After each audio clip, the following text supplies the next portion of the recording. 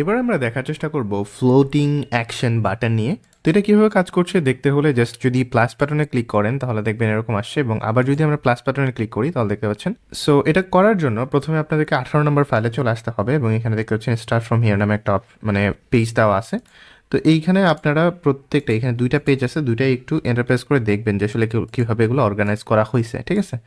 So আমি ওদিকে যাচ্ছি না, আমি দুটাকে সিলেক্ট করে ফেলছি এবং একটা কম্পোনেন্ট সেট তৈরি করে ফেলছি। করার পরে দেন আমি যদি প্রোটোটাইপে চলে যাই, এখান থেকে জাস্ট আমি সিলেক্ট করে নিব।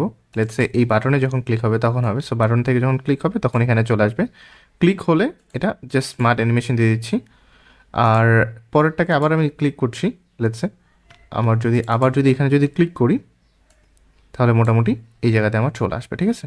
তো এবারে যদি আমরা একটা এক্সাম্পল দেখার চেষ্টা করি তাহলে আমি কম্পোনেন্টে চলে আছি এবং কম্পোনেন্ট 3 নামে যেটা আমি তৈরি করেছি সেটাকে ড্রাগ অ্যান্ড ড্রপ করে এখানে ছেড়ে দিচ্ছি। জাস্ট প্রিভিউ দেখছি এখানে। আর এখন যদি আমি এই প্লাস আইকনটাতে ক্লিক করে দেখতে পাচ্ছেন এটা কিন্তু কাজ করছে ঠিকভাবেই।